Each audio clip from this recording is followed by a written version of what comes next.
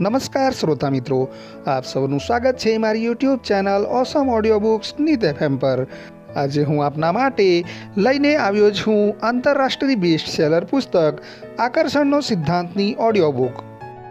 મિત્રો, હું તમને જણાવવા માંગીશ કે મારી જિંદગીમાં વાંચેલા શ્રેષ્ઠતમ પુસ્તકોમાંનું આ એક પુસ્તક છે અને હું ખાતરીપૂર્વક કહી શકું છું કે તમે તમારી જિંદગીમાં જે કંઈ પણ પામવા ચાહો છો એ પામવા માટેનું વિજ્ઞાન તમને આ પુસ્તકમાંથી શીખવા મળશે અને એને સમજીને તમે જો તમારા જીવનમાં એ વિજ્ઞાનને ઉતારશો તો ચોક્કસપણે તમે એ બધું જ પામી શકશો જે તમે પામવા ચાહો છો। તો શ્રોતા મિત્રો, આપના માટે પ્રસ્તુત છે આંતરરાષ્ટ્રીય બેસ્ટ સેલર પુસ્તક આકર્ષણનો સિદ્ધાંતની ઓડિયો બુકનો ભાગ 2, જેનું નામ છે આકર્ષણના સિદ્ધાંતનો સંક્ષિપ્ત ઇતિહાસ। તમારામાંથી ઘણા લોકોએ આકર્ષણના સિદ્ધાંત વિશે ક્યાંક ને ક્યાંકથી કંઈક જાણ્યું હશે, જ્યારે કેટલાક લોકો માટે એના વિશે શીખવાની આ શરૂઆત હશે। આજના આધુનિક યુગમાં 19મી સદીની શરૂઆતથી આકર્ષણના સિદ્ધાંત વિશે લખાવાની શરૂઆત થઈ છે, જેનો ટૂંકો ઇતિહાસ આ પ્રમાણે છે। 1906 Atkinson William Walter, thought vibration और law of attraction in the thought world, Holmes Ernest, basic ideas of science of mind.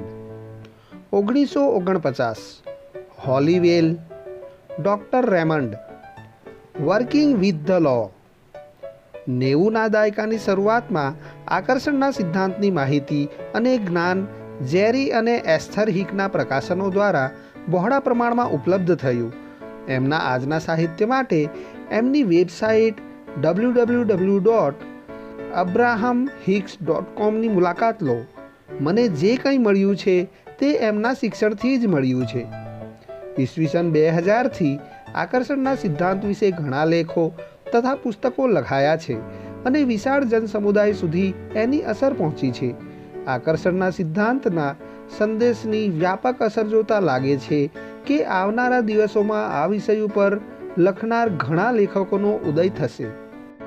આ પુસ્તક કેવી રીતે અનોખું છે, આપણું મન અને વિચારો કેવી રીતે કામ કરે છે એ સમજવા 1995માં મેં NLP ન્યુરો લિંગ્વિસ્ટિક પ્રોગ્રામિંગનો અભ્યાસ કર્યો।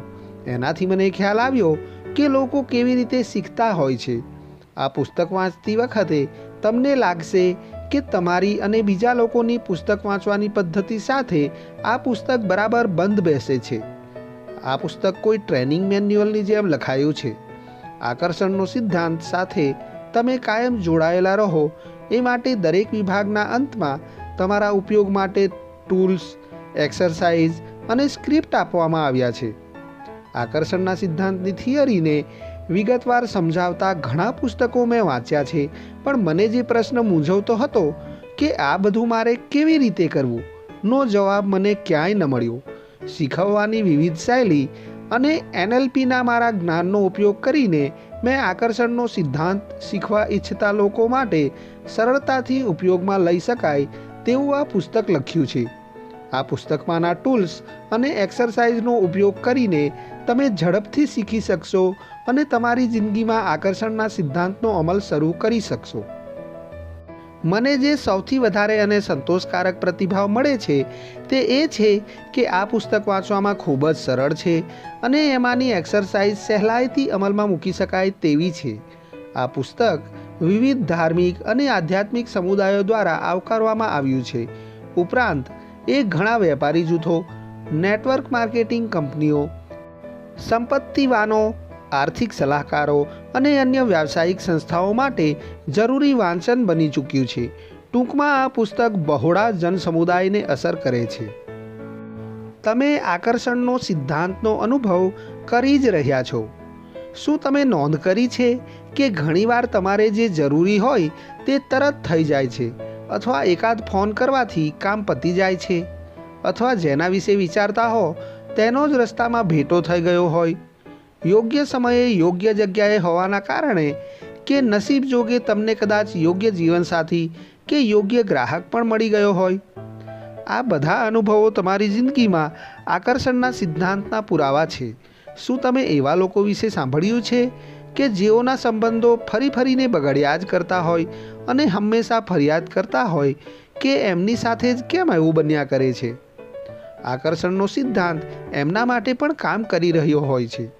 આકર્ષણના સિદ્ધાંતને કદાચ આ રીતે સમજાવી શકાય: હું જેના પ્રત્યે ધ્યાન આપું છું, ઉર્જા અને લક્ષ્ય આપું છું, તે પોઝિટિવ હોય કે નેગેટિવ, પરંતુ હું એને મારી જિંદગીમાં આકર્ષું છું. આ પુસ્તક વાંચવાથી તમને સમજાશે કે આવું શા માટે અને કેવી રીતે બને છે. કેમ છે સ્ટીવ? જબરો યોગાનો યોગ કહેવાય. હું તારા વિશે જ વિચારતો હતો. આકર્ષણના સિદ્ધાંતના પુરાવા વર્ણવી શકાય એવા અનેક શબ્દો કે રૂઢિપ્રયોગો છે. જો આવા શબ્દો કે રૂઢિપ્રયોગોનો તમે ક્યારેય ઉપયોગ કર્યો હોય તો તમે આકર્ષણના સિદ્ધાંતની જ વાત કરી હોય છે.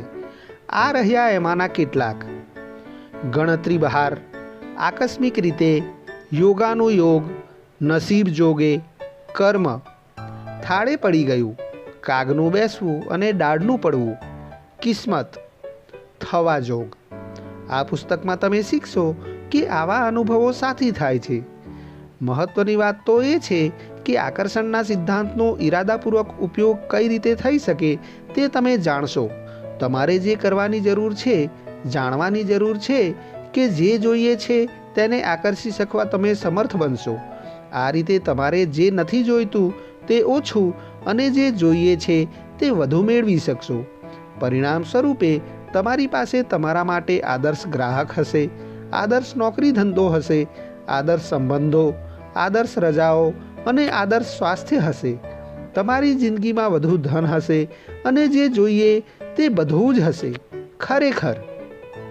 શ્રોતા મિત્રો, આકર્ષણનો સિદ્ધાંત પુસ્તકના ઓડિયોબુકના ભાગ 2માં આપણે જોયું આકર્ષણના સિદ્ધાંતનો સંક્ષિપ્ત ઇતિહાસ. આ પુસ્તક કેવી રીતે અનોખું છે? તમે આકર્ષણનો સિદ્ધાંતનો અનુભવ કરી જ રહ્યા છો.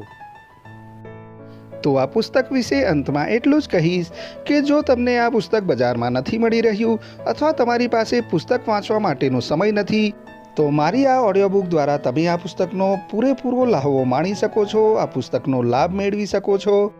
તો આજે સબસ્ક્રાઈબ કરી લો મારી ચેનલ ઓસમ ઓડિયોબુક્સ નીત એફએમને અને આકર્ષણના સિદ્ધાંત પુસ્તકની આ અદ્ભુત સફરમાં જોડાઈ જાઓ.